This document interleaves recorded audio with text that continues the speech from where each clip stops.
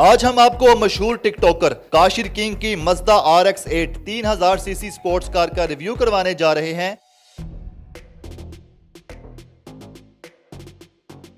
जदीद फीचर्स वाली इस कार पर लाखों रुपए खर्च कर क्या क्या मॉडिफिकेशन की गई है और इसकी रफ्तार कितनी है।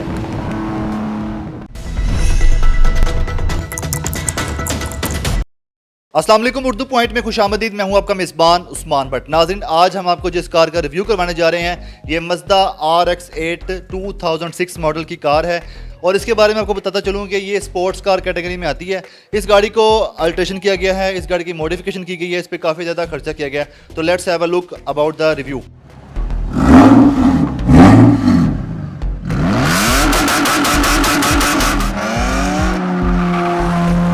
मज़दा RX-8 के फ्रंट लुक की अगर बात करें तो फ्रंट से आपको काफ़ी ज़्यादा स्पोर्टी लुक मिल रही है। फ्रंट पे आपको M जो कि मज़दा कंपनी का मोनोग्राम जिसको कहते हैं, बैजिंग भी कह सकते हैं। फ्रंट पे आपको जो ग्रिल नज़र आ रही है प्लास्टिक की ग्रिल है और काफ़ी खूबसूरत लुक है।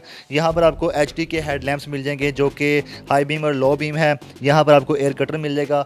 टोटली जो बॉडी कलर है जो आप देख रहे हैं, लेकिन जो कुछ यहाँ पे डिज़ाइनिंग दी गई है ब्लैक कलर में, तो ब्लैक और येलो का कॉम्बिनेशन है। इस कार के अगर हम साइड प्रोफाइल की बात करें, 18 इंचज़ के इसके व्हील बेस है।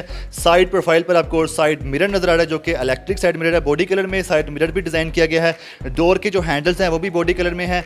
इस कार के अगर हम रियर साइड की बात करें तो आपको यहाँ पर स्पॉइलर नजर आ जाएगा जो कि आफ्टर मार्केट है और रियर साइड पे आपको इसके जो ब्रेक लैंप्स हैं, इसकी जो पार्किंग लैंप्स हैं वो हैलोजन के हैं। साथ ही आपको रियर साइड पे कैमरा, इसकी नंबर प्लेट की ऑप्शन मिल जाएगी और डिग्गी में भी कुछ स्पेस मौजूद है। बेसिकली ये 2 डोर कार है और चलते हैं इसके इंटीरियर की तरफ। 2 डोर है लेकिन 5 सीटर है। मज़दा RX-8 अगर हम इसके इंटीरियर की बात करें तो सबसे पहले जो मैं आपको बताता चलूँ, जापानीज़ गाड़ी है ये और इसमें 6 एयर बैग्स हैं। और इसके जो फ्रंट लुक की बात करें, इंटीरियर में जैसे ही हम ड्राइवर सीट पे बैठते हैं तो आपको पावर स्टीयरिंग वाला एक व्हील बेस मिल जाएगा और उसके अलावा जहाँ पे आपको डिजिटल मीडिया कंट्रोल मिल जाएगा। सामने आपके RPM मीटर मौजूद है। यह आपकी स्टैंडर्ड साइड की एक LCD स्क्रीन है जिसको आप डिजिटल मीडिया कंट्रोल के लिए इस्तेमाल कर सकते हैं। 5 स्पीड मैनुअल ट्रांसमिशन मौजूद है जिसको आप ऑटोमेटिक भी कन्वर्ट कर सकते हैं। डैशबोर्ड की बात करें तो ब्लैक कलर में डैशबोर्ड को डिज़ाइन किया गया है। गाड़ी जो है इसका एक्सटीरियर आप देखें तो येलो कलर में, लेकिन जो इंटीरियर है वो फुल ब्लैक कलर में, लेकिन जो इसको इंटीरियर का रूफ टॉप है वो लाइट ग्रे कलर में मौजूद है। यहाँ पर आपके वैनिटी मिरर मिल जाते हैं, रीडिंग लैंप्स की ऑप्शन मौजूद है, बैक मिरर मौजूद है यहाँ पर।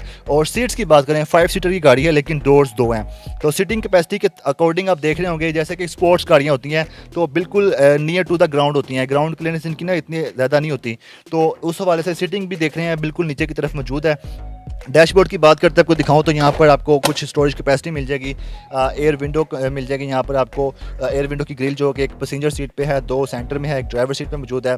इसके जो तमाम डोर्स हैं उसको कंट्रोल करने के लिए, साइड मिरर को कंट्रोल करने के लिए मास्टर कंट्रोल ड्राइवर सीट पर दे दिया गया है। ये गाड़ी मशहूर टिकटॉकर काशिर किंग की है, तो हम उनसे जानते हैं उन्होंने ये गाड़ी क्यों खरीदी और इसकी जो अल्ट्रेशन कराई है, कितना खर्चा किया है, ये सब हम जानते हैं काशिर किंग से। आइए हमारे साथ। काशिर भाई ये बताएं, पहले आपके पास होंडा सिटी थी जिसको आपने बड़े दिल से, बड़ी अपनी मोहब्बत के साथ तैयार कराया था, तो कब आपने अपना माइंड चेंज किया और आपने ये दूसरी कार ले ली? पहले होंडा सिटी थी नहीं, होंडा सिटी अभी भी है। ये मैंने वैसे अपनी शौक की वजह से लिया क्योंकि वो फ्रंट व्हील ड्राइव चला चला के ना बंदे का एक शौक पूरा हो जाता है कि यार बंदा आप कहता है कुछ नया करे, ठीक है। तो मैंने बड़ा देखा था ड्रिफ्टें ये वो जापानी मूवी शूवी तो हर कोई देखता ही है। मैं फिर उसी शौक में रियल व्हील ड्राइव पकड़ ली और इस वक्त मेरे रेंज में यही गाड़ी थी और इसी का वजह से माशाल्लाह से इसकी लुक्स भी थी, तो मैंने कहा मैं यही गाड़ी लूँगा। सोच माइंड मैंने अपना 1 साल पहले ही बना लिया था। उसके बाद 1 साल बाद मैंने अल्हम्दुलिल्लाह बाई की इस कार को। इस गाड़ी के बारे में ये बताएं, आपने अल्ट्रेशन में क्या क्या किया है और मॉडिफिकेशन में क्या क्या किया? इसका जो ओरिजिनल इंजन आता है वो 1300 सीसी होता है और रोटरी इंजन उसको कहते हैं, लेकिन वो ना यहाँ पाकिस्तान के लिए ना सूटेबल नहीं है। इस वजह से मैंने ना इसका इंजन स्वैप करवा लिया था 2JZ में। वो 3000 सीसी इंजन होता है और उसकी पावर भी डबल होती है उससे, तो और गाड़ी का ना मतलब ये है कि टॉर्क वगैरह हर चीज़ ज़्यादा होती है, तो इजीली ना ड्रिफ्ट कोई इसमें टेंशन वगैरह की बात नहीं होती, तो बड़ा मज़ा आता है। अल्ट्रेशन तो इसमें काफ़ी ज़्यादा मैंने कराई है इंजन के अलावा भी। आप लोगों ने जैसे कि अंदर से दिखा दिया होगा, इसका स्टीयरिंग इसका हो गया, इसका वो हो गया, LCD हो गई, इसका पैनल हो गया, इसकी लाइट्स हो गई, इसका बम्पर हो गई। बम्पर वन एंड ओनली है, ये इसके अपग्रेड मॉडल में लगा होता है, लेकिन मैंने इसको लगवाया हुआ है। इसके जो मैंने व्हील्स डलवाए हैं 18 इंचज़ के डलवाए हैं, 9.5 जजे हैं, XSR उसको कहते हैं, और जो उसके टायरों की प्रोफाइल है ना वो 35 है। प्रोफाइल जितने कम होना गाड़ी हमेशा उतनी ही प्यारी लगती है, लेकिन पाकिस्तान की रोड्स के हिसाब से चलाना थोड़ा सा डिफ़िकल्ट होता है, लेकिन कभी कभी निकालने वाली गाड़ी इस वजह से चल जाती हैं। पे कितना खर्चा आया आपका जो आपने अल्ट्रेशन और मॉडिफिकेशन कराई है? तकरीबन खर्चा अगर आपने ये गाड़ी ले ली है ना, तो परफॉर्मेंस कार्स को बेसिकली कहते हैं, क्योंकि इसको ट्यून करवाना पड़ता है, बार बार इसकी हॉर्स पावर गेन करने के लिए आपको सब कुछ करवाना पड़ता है। तो वो तकरीबन इंजन को खाली आप देखें तो 3-4 लाख का तो इंजन है, ट्यून कराना हो तो 2 लाख की ट्यून है, बहुत ज़्यादा खर्चा आया था। ये आप तकरीबन एस्टिमेट लगा लें 7 to 8 लाख कम अज़ कम, लेकिन ये चलता रहता है। ये बताएं, चूंकि आप रेस लगाते रहते हैं, रेसिंग वगैरह करते हैं, इस पर भी करते हैं, तो कितनी आपने इस पर स्पीड मारी है अभी तक?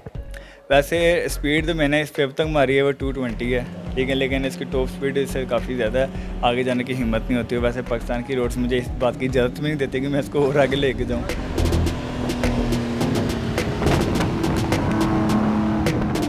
जिस तरह आप रेस भी लगाते हैं, गाड़ी तेज़ चलाते भी हैं, ड्रिफ्ट भी करते हैं, पाकिस्तान के लिए आप नेशनल स्पोर्ट्समैन क्यों नहीं बन जाते रेसिंग के? पाकिस्तान में भी इतना सब कुछ है नहीं कि वो चीज़ को प्रमोट करें। अभी हम इस चीज़ में काफ़ी पीछे हैं। अभी खाली तो एक ट्रैक बना है, वो भी बहुत देर बाद जाके बना है, वो भी छोटा सा ही है, लेकिन इंशाल्लाह कि आने वाला वक्तों में ना ये चीज़ भी आगे जाएगी स्पोर्ट्स कैटेगरी में। अभी तो ये चीज़ समझ लें कि ना होने के बराबर है, लेकिन आने वाले वक्त में इंशाल्लाह आगे जाएगी, तो इसमें हम ज़रूर आगे जाएंगे। इस गाड़ी की जो मार्केट वैल्यू है अब की, वो बताइएगा ज़रा। पहले जो इस गाड़ी की मार्केट वैल्यू थी उन्होंने 9 to 12 लाख के अंदर मिल जाती थी, कंडीशन में डिपेंड करता था। लेकिन अचानक से जो ये पाकिस्तान के अप्स एंड डाउन जा रहे हैं, तो हालात जो जा रहे हैं वो सबको पता है, तो इस वजह से गाड़ी की प्राइस जो है ना वो तकरीबन 20 to 25 नॉर्मल रेंज में मिल जाती है। लेकिन जाने को ये गाड़ी 35 to 40 के दरमियान में भी है, इसके मॉडल पे डिपेंड करता है, उसकी कंडीशन पे डिपेंड करता है। ठीक है, मतलब आप ये कह सकते हैं कि किसी को स्पोर्ट्स कार का शौक हो और ये अफोर्डेबल भी हो तो ये गाड़ी बेस्ट है। ये गाड़ी अगर आप इसका इंजन स्वैप करवा लो तो ये गाड़ी से मैं कहता हूँ अच्छी गाड़ी कोई नहीं है। अभी बदनाम किया हुआ लोगों ने इसको, मैं तो माशाल्लाह जब से रखी है मेरा कोई काम नहीं इस गाड़ी का निकला। जो खुद अल्ट्रेशन करवाई है वो करवाई है, इसके अलावा इस गाड़ी का कोई भी काम नहीं है। ये मिड रेंज के लिए ना बेस्ट है, 18 to 20 लाख में आपको ये अच्छी कंडीशन में मिल सकती है गाड़ी।